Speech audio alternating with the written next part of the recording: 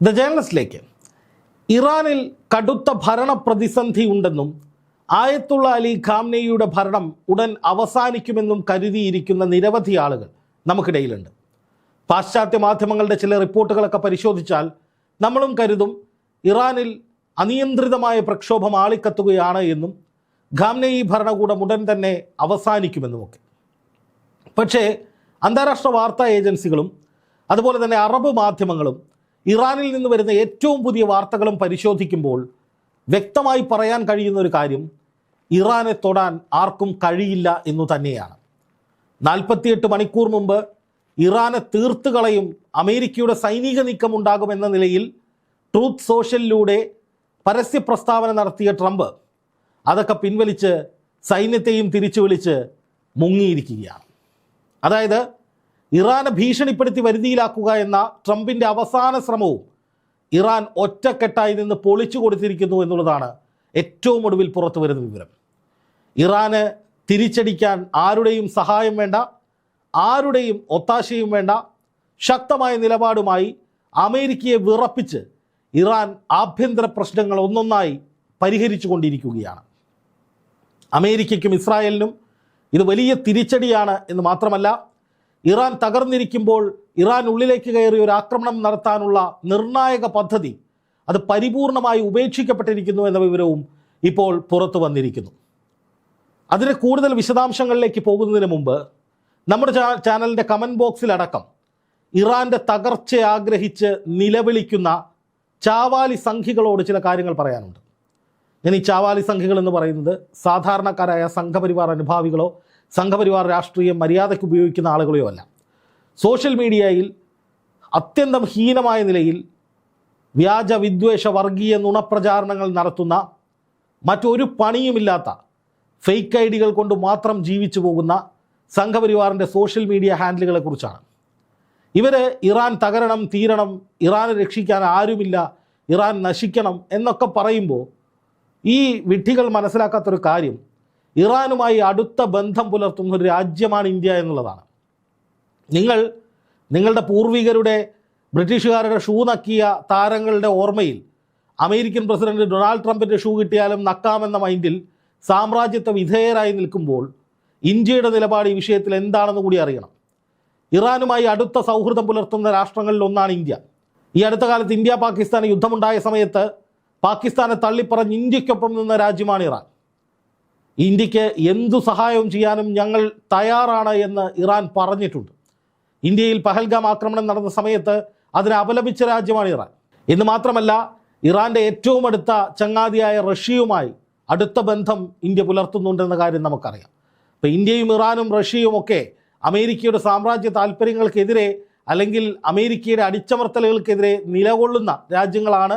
അത്തരത്തിൽ പല അന്താരാഷ്ട്ര നീക്കങ്ങളും നമ്മൾ നടത്തിക്കൊണ്ടിരിക്കുകയും ചെയ്യുന്നു. അതിനിടയിലാണ് ഇറാൻ തകരണം, ഇറാൻ ഇല്ലാതാകണം എന്നൊക്കെ പറഞ്ഞ്, ഇറാനെ പിന്തുണയ്ക്കാൻ ആരുമില്ല എന്നൊക്കെ പറഞ്ഞ് ഈ സംഘപരിവാറിൻ്റെ കൃമികൾ, അതായത് ഈ സോഷ്യൽ മീഡിയയിലെ കൃമികൾ കിടന്ന് ഇങ്ങനെ പുളയ്ക്കുന്നത്. ഒരു രാഷ്ട്രീയ ബോധവുമില്ല, ഒരു അന്താരാഷ്ട്ര കാര്യങ്ങളെക്കുറിച്ച് ഒരു വിവരവുമില്ല. അവരുടെ ഇംഗിതത്തിന് വിരുദ്ധമായി എന്തെങ്കിലും യാഥാർത്ഥ്യം സംഭവിച്ചാൽ, അത് നമ്മൾ പറഞ്ഞാൽ അപ്പോൾ കമൻറ്റ് ബോക്സിൽ വന്ന് വൃത്തികേടുകൾ വിസർജിച്ചത് പോലാണ് ഇവരുടെ പണി. അപ്പോൾ ഇത്തരക്കാരോട് പറയാനുള്ളത്, നമ്മുടെ രാജ്യത്തിൻ്റെ നിലപാട് എന്താണെന്ന് പോലും അറിയാതെ മുസ്ലിം എന്ന് കേട്ടാൽ, മുസ്ലിം രാജ്യമെന്ന് കേട്ടാൽ കിടന്ന് കരയുകയും വെല്ലുവിളിക്കുകയും അലറുകയും നെഞ്ചത്തടിക്കുകയും ഭ്രാന്തമായ ഇടപെടലുകൾ നടത്തുകയും ഒക്കെ ചെയ്യുന്ന ആളുകൾ ചെയ്യുന്നത് ഒരു മഹാവൃത്തികേടാണ്, മഹാപാതകമാണെന്നേ പറയാനുള്ളൂ. ഇതൊക്കെ വിശ്വസിച്ച് അറബ് രാജ്യങ്ങളിലിരുന്ന്, ഇസ്ലാമിക രാജ്യങ്ങളിലിരുന്ന് ഇവിടുത്തെ ഈ സംഘപരിവാർ ഫേക്ക് ഐഡികളുടെ വാക്കുകൾ വിശ്വസിച്ച്, വാട്സാപ്പ് യൂണിവേഴ്സിറ്റി വിശ്വസിച്ച് അവിടെ പോയി കമൻ്റ് ഇടുകയും അവിടെ ഇരുന്ന് ഇമാതിരി വൃത്തികേടുകൾ ഷെയർ ചെയ്യുകയും ചെയ്യുന്ന ഒരുപാട് പേരുടെ പണി പോയിട്ടുണ്ട്. പലരും അകത്തായിട്ടുണ്ട്, പലരെയും ഇപ്പോഴും നിരീക്ഷിച്ചുകൊണ്ടിരിക്കുകയാണ്. അപ്പം അതുകൊണ്ട് ഇത്തരം വിഷയങ്ങളിൽ കേരളത്തിലെ ഈ ഫേക്ക് സംഘി കൂട്ടങ്ങളുടെ മുസ്ലിം വിരുദ്ധത ആളിക്കത്തിക്കൽ ഏറ്റെടുത്ത് ഗൾഫിലിരുന്ന് അറബ് രാജ്യങ്ങളിലിരുന്ന് ഈ പണി തുടർന്നാൽ 8ൻ്റെ പണിയായിരിക്കും കിട്ടുക എന്നുള്ളതാണ് പ്രവാസികളായ മലയാളി സംഘപരിവാറുകാരോട് പറയാനുള്ളത്. ഇനി മറ്റൊരു കാര്യം കൂടി പറയാം. പാകിസ്ഥാനെ അകമഴിഞ്ഞ് സഹായിക്കുന്ന രാജ്യമാണ് അമേരിക്ക. ഇന്ത്യ പാകിസ്ഥാൻ യുദ്ധമുണ്ടായതിനു ശേഷം പാകിസ്ഥാൻ്റെ പ്രധാനികളെ അമേരിക്കയിൽ കൊണ്ടുപോയി വിരുന്നു കൊടുത്തയാളാണ് ട്രംപ്. ഇപ്പോഴും പാകിസ്ഥാൻ അനുകൂലമായ നിലപാടുകൾ ട്രംപ് സ്വീകരിക്കുന്നുണ്ട്. ആ ട്രംപിനെയാണ് നമ്മുടെ ശത്രുരാജ്യത്തിനെ ഊട്ടിക്കൊണ്ടിരിക്കുന്ന ആ ട്രംപിനെയാണ് ഇവിടെ ഇരുന്നിട്ട് കുറേ എണ്ണങ്ങൾ വാഴ്ത്തിപ്പാടുന്നതെന്ന കാര്യവും നമ്മൾ മറന്നു പോകരുത്. എന്തായാലും ഇപ്പോൾ ഇറാനിൽ സംഭവിച്ചുകൊണ്ടിരിക്കുന്ന ഏറ്റവും പ്രധാനപ്പെട്ട കാര്യമെന്ന് പറയുന്നത് ഇറാൻ്റെ പരമാധികാരിയായിട്ടുള്ള ആയത്തുള്ള അലി ഖാംനെയി എവിടെയും പോയിട്ടില്ല. അദ്ദേഹം പ്രത്യക്ഷപ്പെട്ടിരിക്കുന്നു, ശക്തമായ നിലപാട് പ്രഖ്യാപിച്ചിരിക്കുന്നു, അമേരിക്കയെ വെല്ലുവിളിച്ചിരിക്കുന്നു. തൊട്ടു പിന്നാലെ ഇറാനിലേക്ക് പോകുമെന്ന് പറഞ്ഞ ആ സൈനിക നീക്കം ട്രംപ് അവസാനിപ്പിച്ചിരിക്കുന്നു. റോയിറ്റേഴ്സ് എന്ന അന്താരാഷ്ട്ര വാർത്താ ഏജൻസി പ്രസിദ്ധീകരിച്ചിരിക്കുന്ന വാർത്ത നോക്കുക.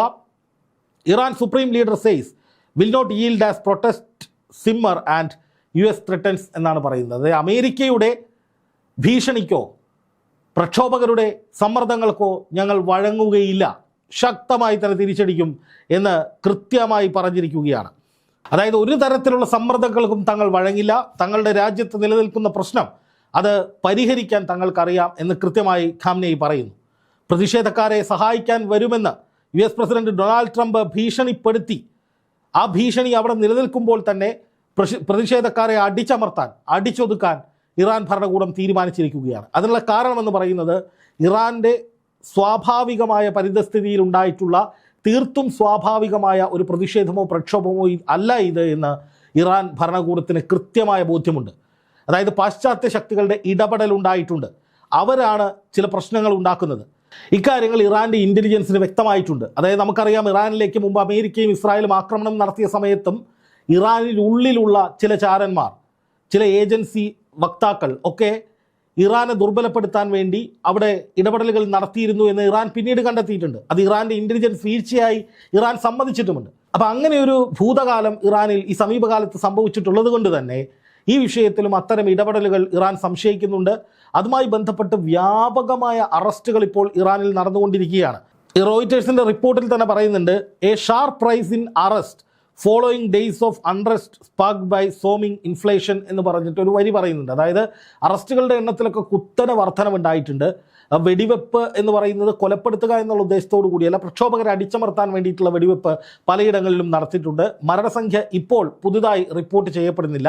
പക്ഷേ പലയിടങ്ങളിലും പ്രക്ഷോഭകാരികളെ പിരിച്ചുവിടാനായി സൈന്യം കടുത്ത നടപടികൾ സ്വീകരിക്കുന്നുണ്ട്. എന്ന് മാത്രമല്ല, അവിടുത്തെ ആഭ്യന്തരമന്ത്രി നേരിട്ട് ഇടപെട്ടുകൊണ്ട് ഈ സമരം നടത്തുന്നവരുമായി ചർച്ചകൾ നടത്തുന്നുണ്ട്. അതിൻ്റെ ഭാഗമായി ഒരു പരിധിക്ക് അപ്പുറത്തേക്ക്, അതായത് കഴിഞ്ഞ ദിവസങ്ങളിൽ നമ്മൾ കണ്ട അവിടുത്തെ പ്രക്ഷോഭങ്ങൾ, ഗുരുതരമായ സ്ഥിതിവിശേഷം, അതിനപ്പുറത്തേക്ക് കൂടുതലായി സാഹചര്യങ്ങൾ കൈവിട്ട് പോയിട്ടില്ല എന്നാണ് ഇപ്പോൾ പുറത്തു വരുന്ന റിപ്പോർട്ടുകൾ.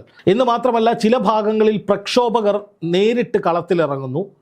റോയിറ്റേഴ്സിൻ്റെ റിപ്പോർട്ടിൽ പറയുന്നതാണ്, അവർ ഈ സമരം ചെയ്യാതിരിക്കുന്ന ഇറാൻ പൗരന്മാരെ നിർബന്ധിച്ച് സമരത്തിലേക്ക് ഇറക്കുന്നു എന്നുള്ള ഒരു പരാമർശം കൂടി വന്നിട്ടുണ്ട്. ഞങ്ങളോടൊപ്പം ചേരൂ എന്ന് ആക്രോശിച്ചുകൊണ്ട് മറ്റ് ഇറാൻ പൗരന്മാർക്ക് നേരെ ഈ സമര അനുകൂലികൾ അല്ലെങ്കിൽ പ്രക്ഷോഭത്തിന് നേതൃത്വം കൊടുക്കുന്നവർ പാഞ്ഞെടുക്കുകയും അവരെ നിർബന്ധിച്ച് സമരത്തിലേക്ക് തള്ളിവിടുകയും ചെയ്യുന്നൊരു പ്രവണത പലയിടങ്ങളിലും വീഡിയോ ദൃശ്യങ്ങളായി വന്നിട്ടുണ്ട് എന്നാണ് ഈ റിപ്പോർട്ടിൽ പറയുന്നത്. അതായത് ഇറാനിലെ മുഴുവൻ ജനങ്ങളും പ്രക്ഷോഭത്തിൻ്റെ പാതയിലല്ല, ഇറാനിലെ മുഴുവൻ ജനങ്ങൾക്കും സമരം ചെയ്യണമെന്നോ അല്ലെങ്കിൽ ഇതുപോലെ ഒരു ഭരണകൂടത്തെ അട്ടിമറിക്കണമെന്നോ ലക്ഷ്യമില്ല.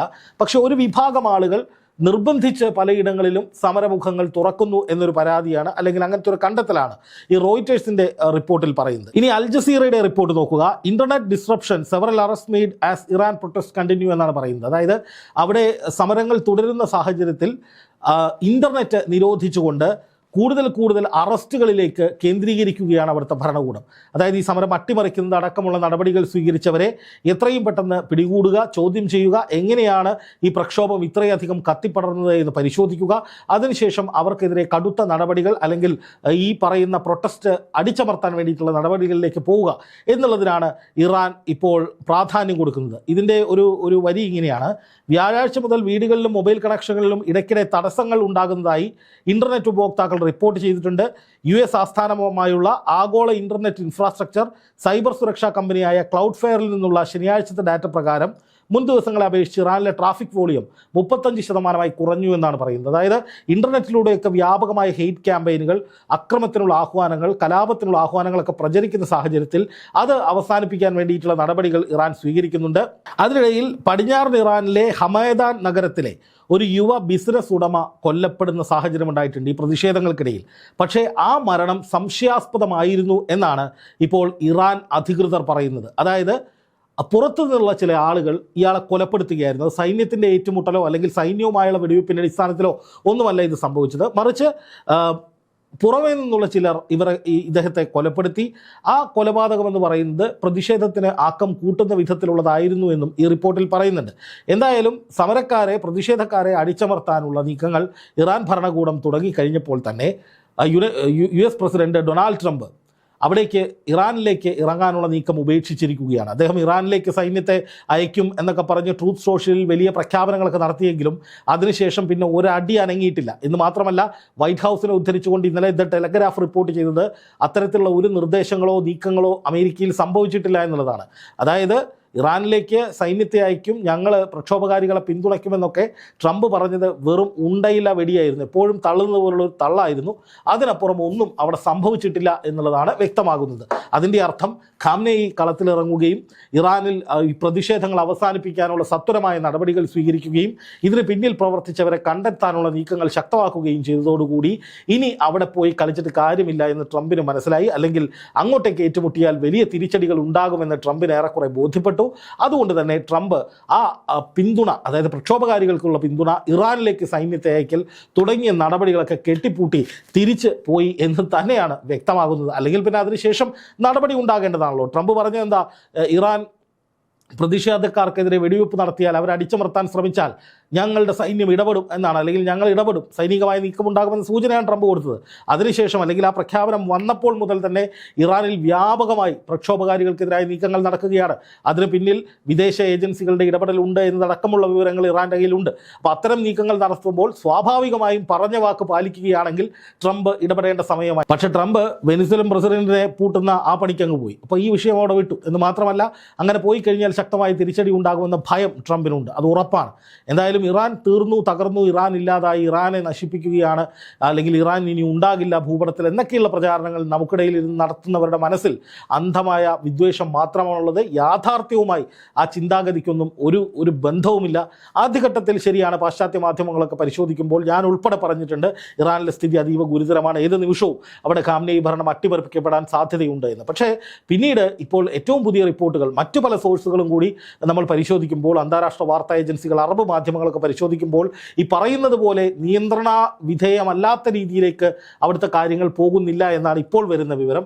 അതുകൊണ്ട് തന്നെ പ്രക്ഷോഭങ്ങൾ അടിച്ചമർത്തി ഇറാനിലെ ഭരണകൂടത്തിന് മുന്നോട്ട് പോകാൻ കഴിയുമെന്ന് തന്നെയാണ് വിശ്വസിക്കപ്പെടുന്നത്.